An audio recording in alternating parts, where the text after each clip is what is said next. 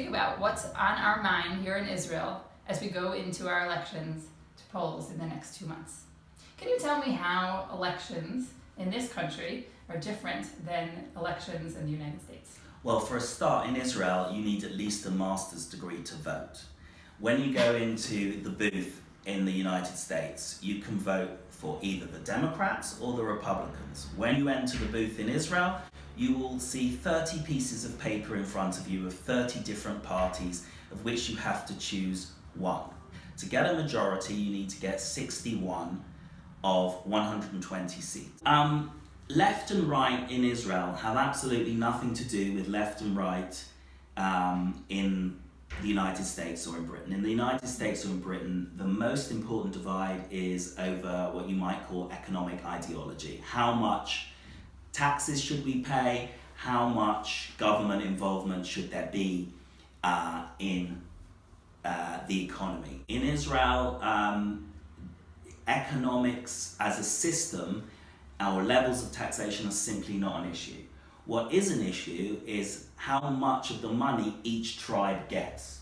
So, for example, the ultra-Orthodox will want to get as much money as possible for their institutions, and the centrists, they are angry about that, but it's what really counts for the Israeli public is you have to be a safe pair of hands on security.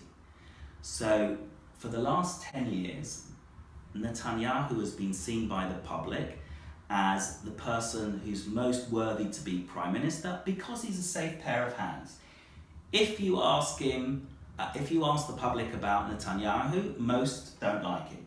If you ask about most of his policies, most don't agree with them. But if you say, out of what's available, who's the safest, best person to be prime minister, he gets more than anybody else. One of the issues I haven't heard you speak about is the population who lives in this land who doesn't get to vote, namely the Palestinians. And of course, there is certainly a harsh critique can be made that it's because of Israel's occupying forces that Palestinians can't vote. But what do we do about that, or what do you have to say about that issue? Well, first of all, we have to distinguish between Palestinians in the West Bank and Gaza and Israeli Arabs. Israeli Arabs have a vote, they will vote in the Israeli elections, and their vote will be very important because they make up about 20% of Israeli citizens. Palestinians in the West Bank and Gaza are citizens of the Palestinian Authority. They voted in the elections the last time they had them in the Palestinian Authority. However, 20 years ago, the question of ending Israel's military occupation of the West Bank was a real issue. And the issue was, if we give up land, will we get peace? That was the issue. And when the Second Intifada happened, after Israel had put everything the Palestinians said they wanted on the table, and 97% of the West Bank, the whole of Gaza, East Jerusalem as their capital, control of the holiest site in Judaism, the Temple Mount, and the Palestinians under Yasser Arafat said no and launched the biggest terrorist campaign since the declaration of the State of Israel. Most Israelis said, whatever I believe is right in the long run, and most Israelis still support a two-state solution, and most Israelis are willing to give up land for peace, I do not believe that I will get peace, and I'm not withdrawing in order for my children to be killed.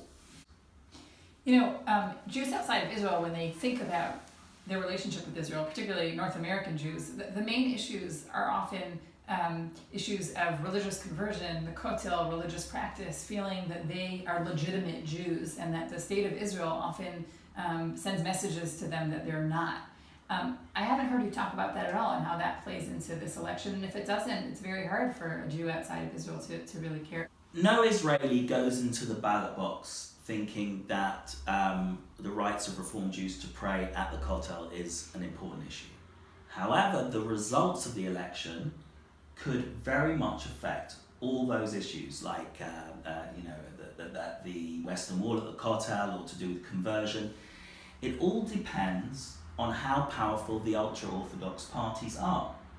So, if those are your issues, the stronger the centre and the left are, right? Even if we have a right-wing government, right, that includes them, the more likely it is that those issues will go in the direction that diaspora Jews want them to go into.